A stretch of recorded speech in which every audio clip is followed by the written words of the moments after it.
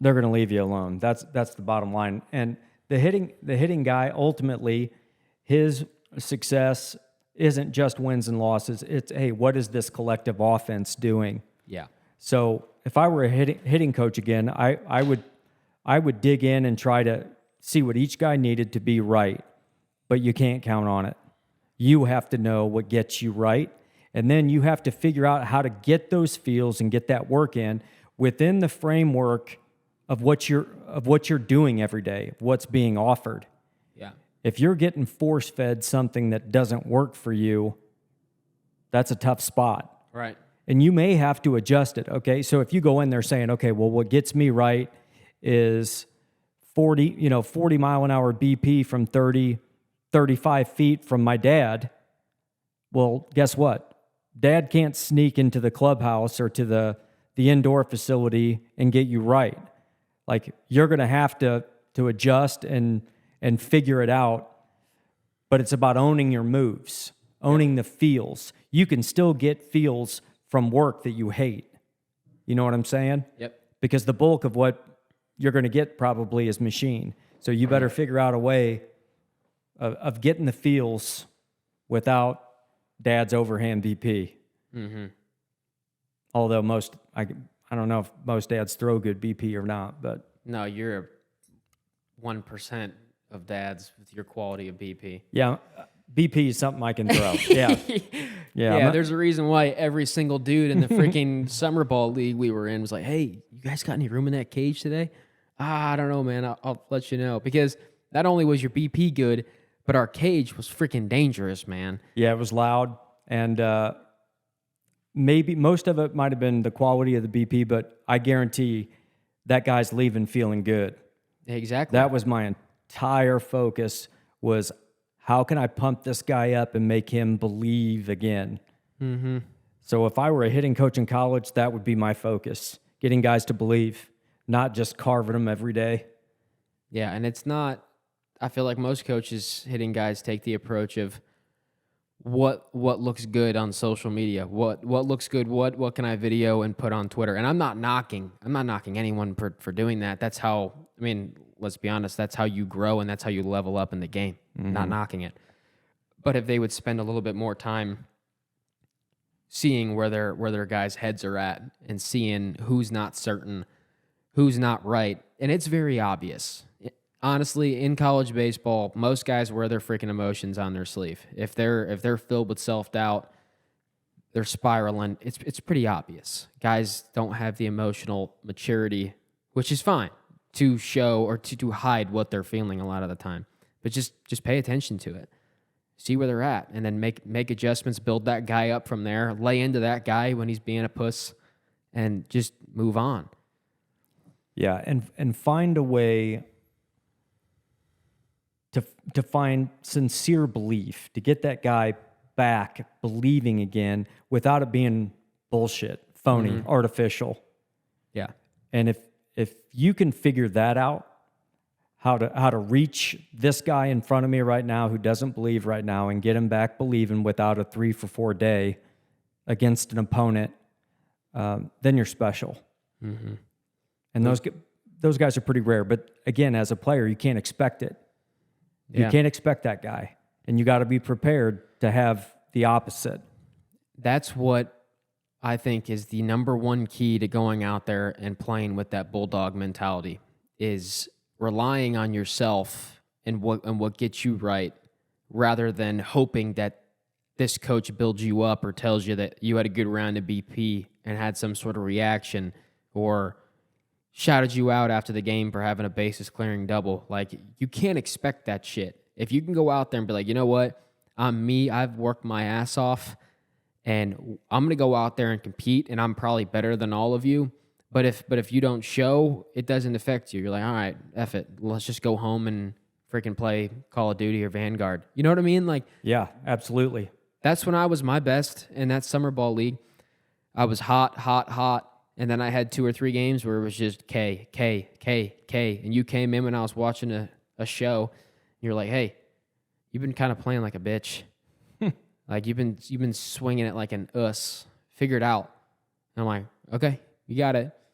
I went back to watching the show, didn't think about it all day until that next day came around and game time shows up, and I'm like, okay, now it's time to stop being soft. Just go out there and own your cues and do you. And that's all it took.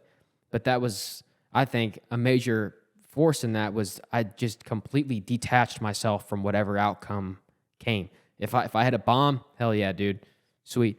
But if I K'd, okay, whatever. I didn't care. I didn't care. What I love your point about the answer is here. No matter what's going on, no matter what the issue is, the fix, the solution is in here and right here. Mm-hmm. And you have to own it. You can't expect somebody else to figure it out for you. And it's easy to get caught up in the fact that you're struggling. And struggling sucks, man. It's the worst. And I feel for anybody who's struggling. But know this, the fix isn't going to come from the coaching staff. They can give you things, and if you get something from them, awesome. Love them for that. But the answer is inside. It's in you. It's in us. Mm-hmm. We get ourselves right. It's on us. That's the bottom line. When you're struggling, when the outcomes aren't there, it's not pretty, it's not fun, it's the absolute fucking worst, right? Mm-hmm. And I get it. But instead of obsessing over how it looks, obsessing over what the problem may be, instead of focusing at all on what anybody's thinking, focus instead on taking the safety off and just playing freed up. Mm-hmm. Don't monitor your outcomes. I know that's easy to say, but set those aside and just say, I'm going to focus on just freeing it up, taking the safety off and looking to do big things. Because if we're playing out there between the lines when it matters, trying to find some fix, man, that ain't it. The question is, am I freed up right now? And when the answer is no, it's boom, free it up. Free it up, free it up. Mm-hmm. That's guys are best when they're freed up. We used to have tryouts at U-High, and instead of, sitting down and doing some formal infield evaluation, I'm paying attention to the reps that are going on before the eval even begins, because that's when you know what you've got. When guys are freed up and they're getting after it, they're making crazy, outrageous plays. That's when you know who that guy really is. Yep. Because they're free. Mm-hmm. So find a way of being freed up like that when you're playing, and the outcomes will take care of themselves. Yeah, that's good, man. That's really good. And for me, it took something drastic to get me to that point, and it shouldn't have taken something like a freaking car accident to get me to like truly play free. But after that accident, and I was told I couldn't play again, and I was visualizing that game of me coming back over and over and over again, how I was going to feel, what pitch I was going to barrel, where it was going to go, even what the reactions were going to be, how, I was visualizing every detail of that outcome, and I was expecting it. It was a done deal. And now at that time, I wasn't saying to myself, it's a done deal. I had just ingrained that because I knew that I was technically told that I could never play again. You know what I'm saying? So that idea, the pain of that, I was like, nope, no shot. I'm going to prove all of them wrong. I'm going to go out there and I'm going to be healthy and I'm going to play and I'm going to be better than I was before. And because of that, because I had that looming idea of the game being taken away from me, it freed me up more than anything else. I didn't even think of, oh, hey, you've never actually played a game at this college yet, the number one NAIA in the country. Like, you better go out there and swing it or else they're going to give that job right back to that other dude. Those thoughts didn't even come into my head. It was, shit, I get to play this game again, and I'm going to enjoy it, and I'm going to play free. And that's what I did. Yeah, it's amazing what happens when we get a little shift in perspective. Yeah. When the results don't matter as much, when the game isn't everything, then all of a sudden guys find another level. Mm-hmm. I mean, because they're not so fucking tense and tight and obsessing over trying to be great. Yep. when you find some don't give a fuck, that's when you're going to see what's really in the tank. You know what I mean? Yep. And you said when you were talking earlier, you expected to hit lasers. You expected it. You didn't hope for it. There's a big difference between expecting a result and begging for it. We can't beg our way into outcomes. The game does not respond to what you need. It responds to boldness, to freedom. Yep. There's nothing worse as a pitcher than that hitter who is just on time for fastball like his hair's on fire. It doesn't matter if it's 0 strikes, 2 strikes. That guy is so freed up and all over your fastball. There is no guy that's more dangerous for a pitcher. Even if you have total command of the slider, right-hander, you're Nate Hardman, right? You can just throw the slider for strike whenever. It's still scary as hell, that guy who's just freed up and all over fastball timing, right? Yep.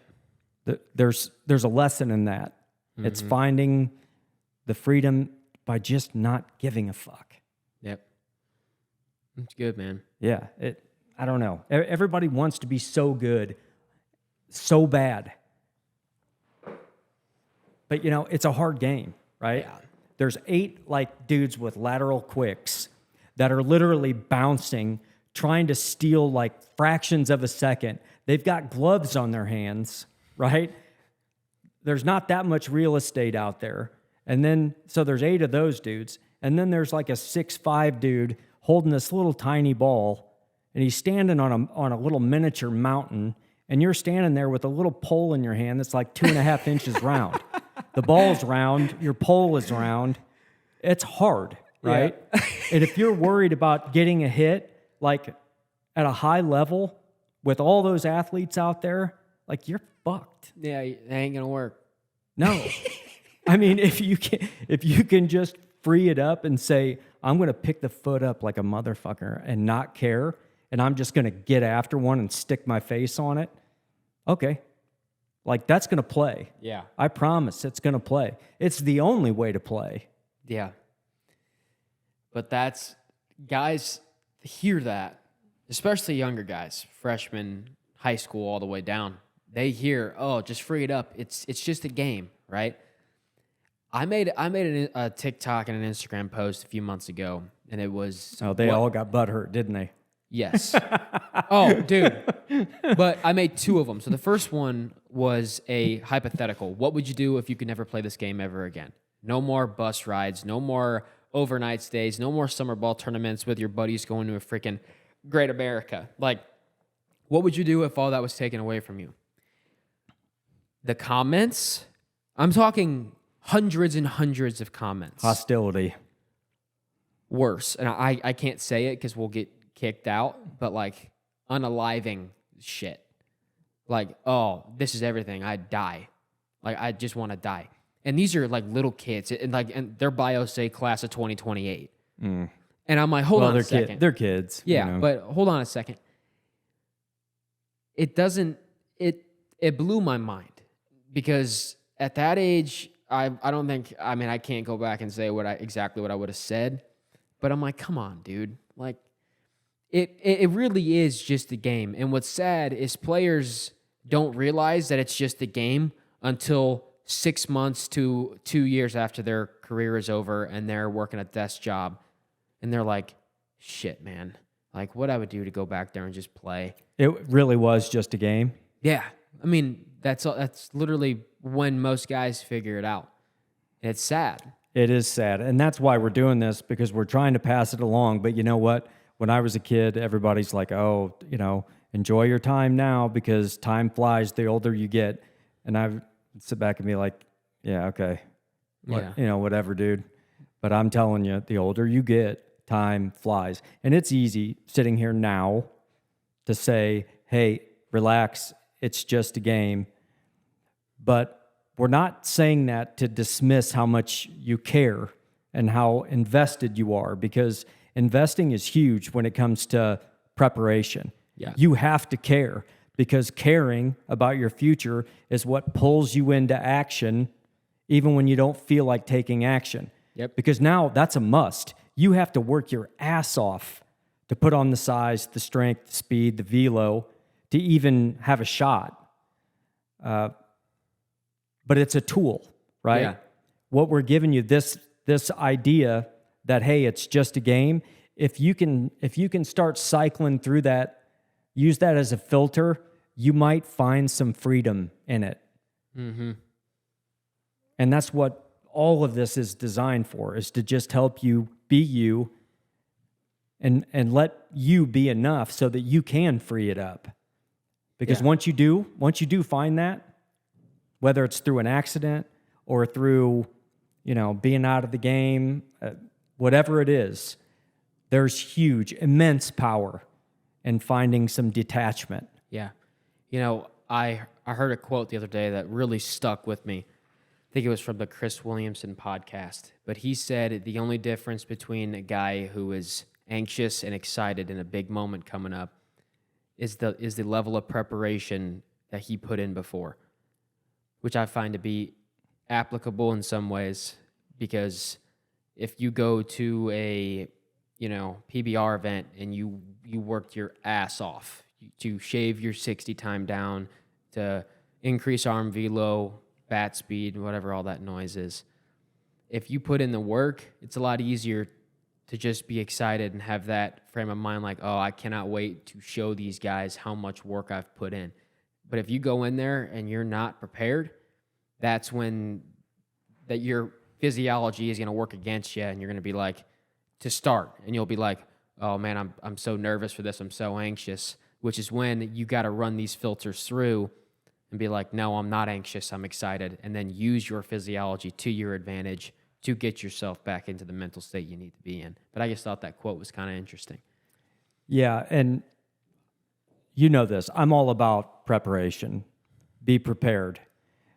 But there's also that kid who has done everything right, super prepared. And then he gets out there for his infield evaluation. He's put on 9 miles per hour to his pull down, right? And he gets out there and he's so tense and tight that he forgets to throw the ball hard. Literally. Like, he's done with his evaluation. He's like, oh shit, I forgot to cut one loose, because he was so sped up. Mm-hmm. He had no freedom.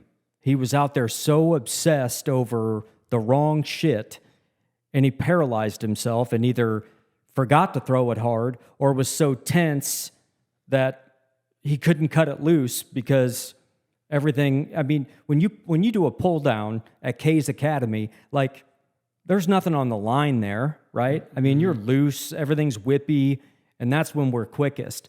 But you start getting tense and bunched up and your butthole puckers up, everything slows down, man. Your arms dragging, your barrel's dragging through the zone. Mm-hmm. Like, you have to be able to just say, fuck it. You know what I mean? Mm-hmm. So, yeah, you got to really care when you're in preparation mode. But when it's time to perform, that's when you just let it go and stop caring. Yeah. Because none of us are good when we're worried about how it's going to come off. No. Own who you are, man. Put in the work and let that work show. And if they like you, amazing. If not, F them. They're missing out. Next. Yeah. And to me, that's easy now. It's easy to do because I've made it's a habit. It's a discipline. I hope that message really gets through. Yeah. Because I don't know, would you have heard that message? Back then? Yeah. Would you have really heard it? Maybe because of who I was raised by. Because you had already instilled some of those filters. But with 100 D1 guys back there. Probably not. So Probably not. It still would have gotten through and tied you up. Maybe. Which, I mean, I don't know. It's part of just being young, right? Yeah. I mean, kids are, with age and experience, you start gaining some perspective. I'm not one of those guys who bangs on the youth because I believe in this generation. There's a lot of positives going on there, but the one negative is that you're all trying too hard. Mm-hmm. Try real hard when it comes to preparation, but try less hard when the game starts. Because everybody is trying to be a big time commit with every freaking swing of the bat. Mm-hmm. And man, you just can't play like that. Mm-mm. And if you're on campus right now, instead of worrying about the outcomes, don't even measure it. Just be mindful of, am I freed up? Am I playing with the safety on? Am I worried about this or that? And if I am, check in and cut that shit loose and find freedom. That's good.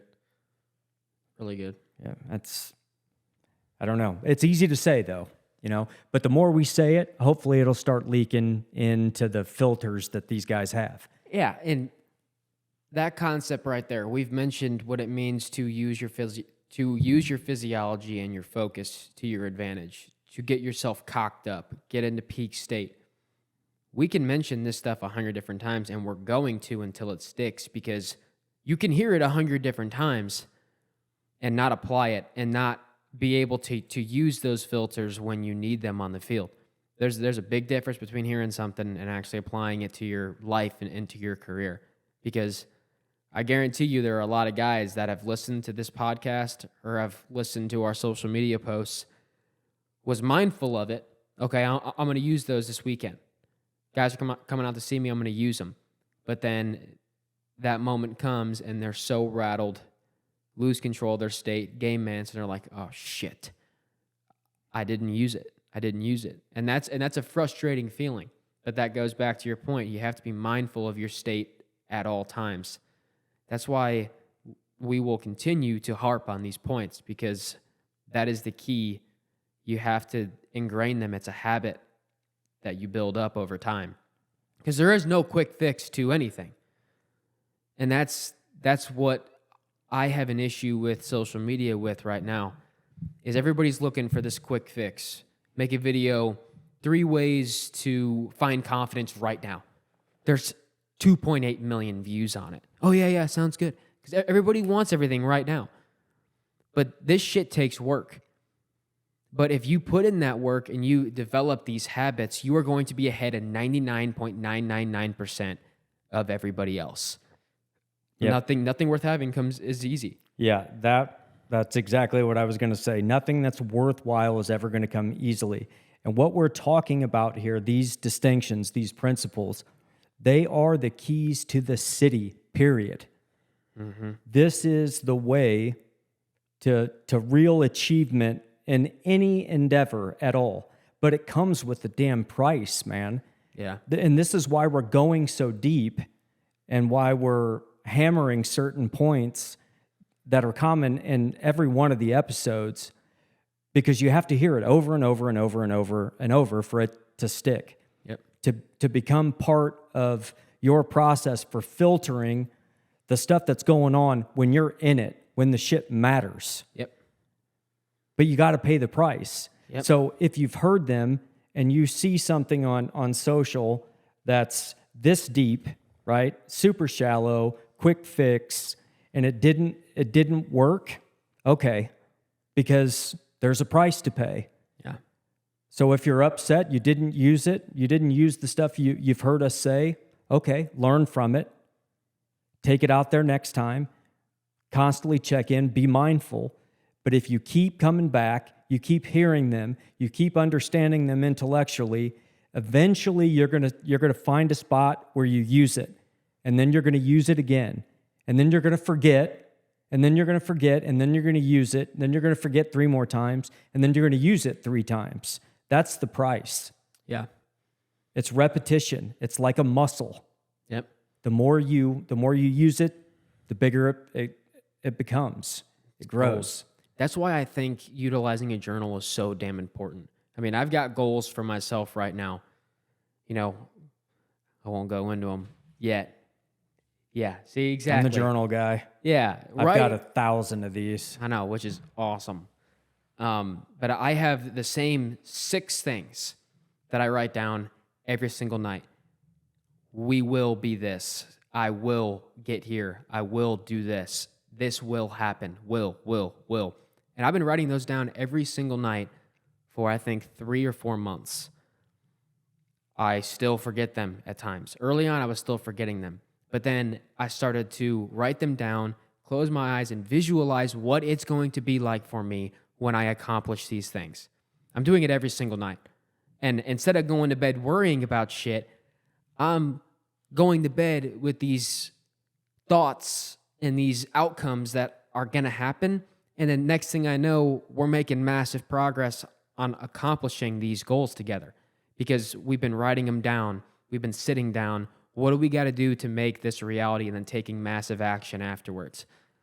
Yeah, and what you describe right there, that is taking something that you would like to have happen, so it's a should, but you're seeing it, you're writing it down.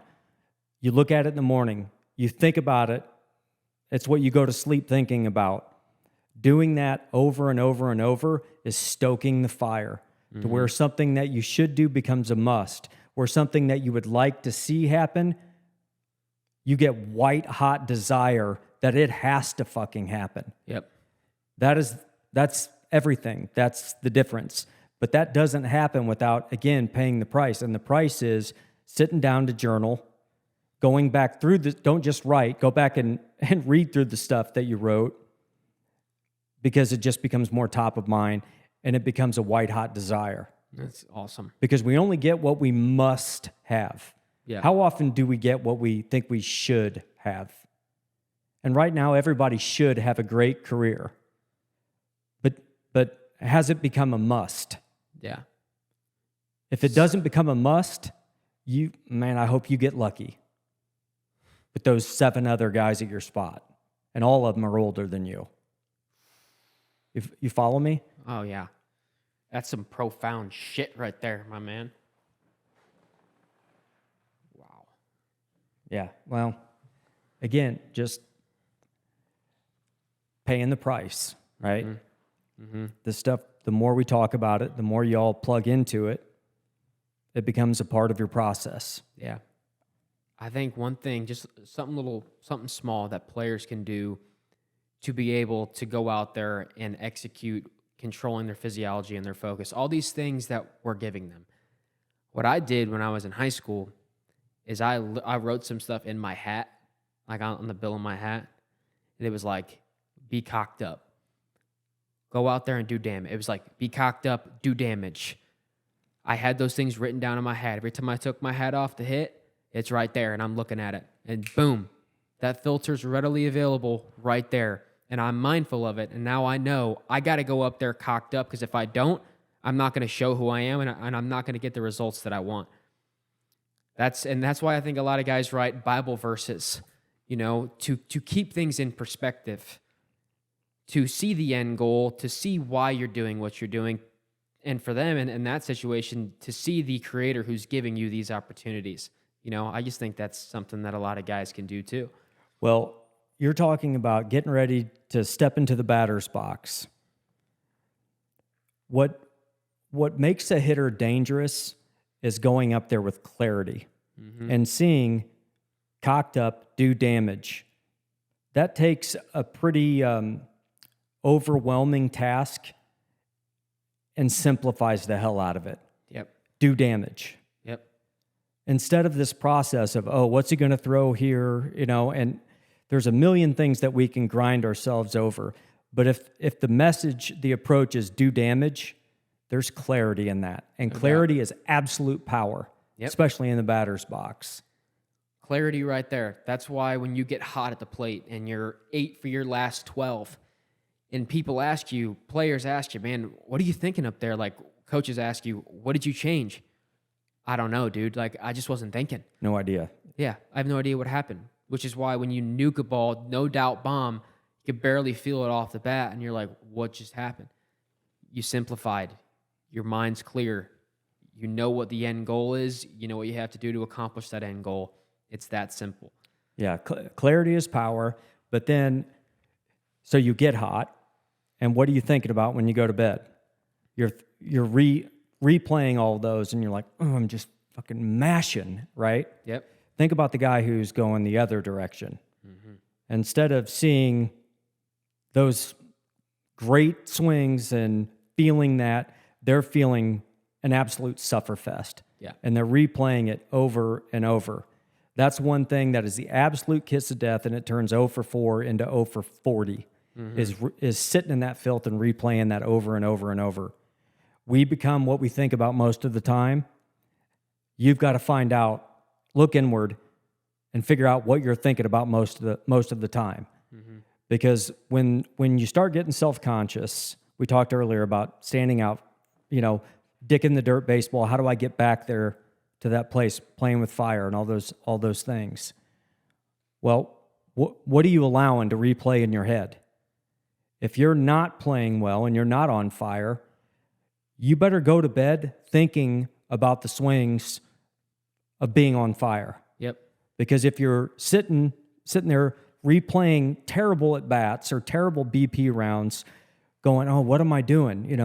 And you're searching for an answer, sit in that stuff and seeing it over and over and over, our subconscious is going to work against us. Yep. Our subconscious, it's like a magnet. And whatever we're feeding it, it's going to manifest its physical reality. Yep. So be mindful of the images. That's why journaling's so important. You've got to pick those thoughts. Yep. You've got to actively choose them. And when the bad ones come in, pull that shit out like a weed. Yep. When it comes to journaling, what I find when I had a tough day, whatever it was, tough day at the yard, tough phone call with a coach, whatever. When you write a lot of that stuff down and you write out what's actually tearing you up, 90% of the time you're going to realize that what you're feeling isn't even based in reality. It's a concoction that your mind has made up out of trying to keep you safe, right? It's a survival mechanism. Yeah, exactly. Yeah. We're all trying to survive. That's what our brains are hardwired to do from the beginning. But if you can write all that stuff down every single night, I don't care if you're tired, I don't care if you had a doubleheader or you have a 7 a.m. game that freaking next day. If you can sit down and write out what you did well, some things that you got to improve on, or just your thoughts in general, write all that stuff out. You can read that back and be like, you know what, man? I'm worried about shit that I shouldn't be. And it's not going to serve me to sit and worry about it, so just let it go. That is why, we've talked about journaling. I've talked about it a lot over the past 8 months. I bet 3% have actually implemented it. And I bet that those 3% have found massive value in it. But like we said, there's a price to pay. And it's a very small price when you think about the massive reward at the end of that habit. But that's what it takes to be good at this game and to reframe and forge your mind into what it needs to be to excel in this game and be the player that you want to become. Yeah, you said it. It's paying the price. Yeah. It's really pretty easy to sit down and write some notes in the journal. And when you write it down, you write down the struggles. I think doing that exercise of having to actually craft it and see it on paper, okay, it puts it into perspective. Yeah. I feel like the house is burning down, but when I look at it, it's not a big deal. Mm-hmm. But we're all so self-critical. Mm-hmm. Okay, so now you've written it down. The power seems to subside. The power of that gripping feeling of, struggling at the plate. It's just brutal. Yeah. Okay, so now it's there. Now, write down what you're going to do. And I'm not talking about what you hope for. What am I going to do? What's it going to look like? What's it going to feel like when I just absolutely flush that first fastball left over the middle? What's that going to feel like? And then replay that over and over and over. Go to bed with that. Mm-hmm. That is a different life than sitting and replaying struggle. Yeah. Because there's always something, if you're that guy that's drawn to the negative, to the struggle, you're always going to find evidence of struggle. Mm-hmm. Even when you're hot. You said 8 for 12. Okay, I still made 4 outs. Yeah. If you're the guy that's focusing on the 4 outs, I'd cut that shit loose now. Yep. And if you don't have the outcomes you need or the outcomes you wanted for that proof, for that social proof, if you're struggling offensively, before you go to the field, go on your freaking phone and go look through all the videos you've had of you banging it. And then feel those emotions. Feel every little detail of those outcomes that have already happened to ingrain the patterns and to train your subconscious to produce more of that result. There's so much power in that. I used to get chirped a couple times, all good-spirited. Guys see me in the dugout watching a video of the bomb I hit last game in a doubleheader. Like, Mo, what are you doing, bro? You like editing it so you can post it on Twitter? Put the yearbook away. Yeah, like that guy. Yeah, I was like, and they were like, was I editing it to put it on Twitter? No, but my dad was. But like, I was doing it for a reason because I wanted to relive those again and get those emotions, get that feeling back, and replay it in my head. So when I step in the box, that's what I'm thinking about. I want that again. It's a must. I have to have that again. But if I didn't get it, fuck it. I'm going back to reliving those good outcomes and those good ABs over and over and over again until I get that result again. And hell, our subconscious doesn't know the difference between what's real and what's imagined. Yeah. So if all of your good swings are from, your summer program in high school, and you don't have any MASH memories now that you're on a college campus, make them, create them. Yeah. Our subconscious can't tell the difference. Yeah.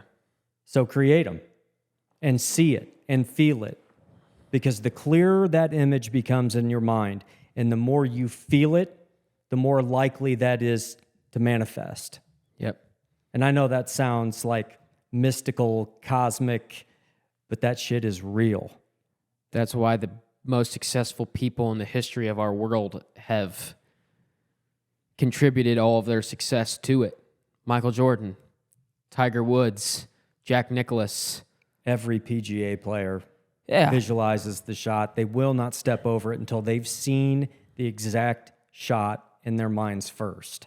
And visualization has gotten a bad rep from guys who are like, oh, coach is like, hey, just go up there and visualize getting a hit.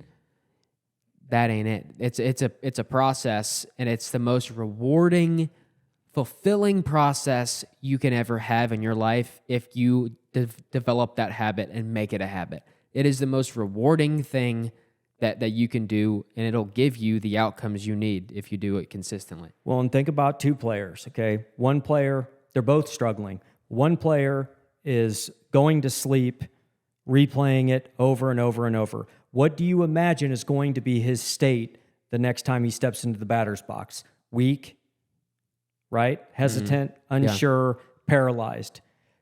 On the other hand, player two, that guy has been going in the opposite direction, cocked up, replaying, whether it's real or imagined. What's his state going to be? Much better shot, right? Of being cocked up. Yeah. Because when you've seen that over and over and over, you're not searching for answers. When you've seen the outcome in advance, this is what's going to happen. Clarity. Yep. Clarity's power. Yep.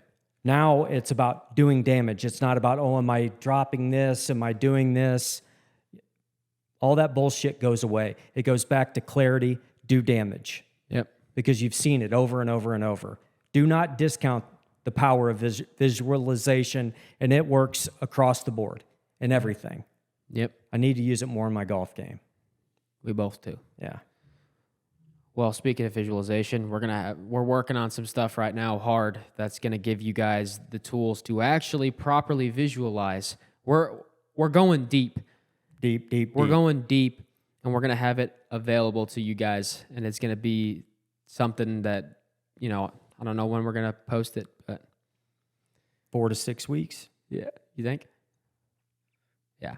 Well, working on it, constantly working.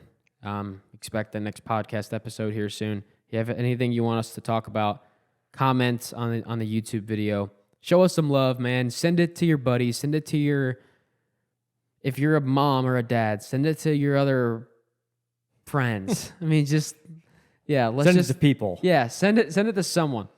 And we're just gonna keep rolling with it. So you guys.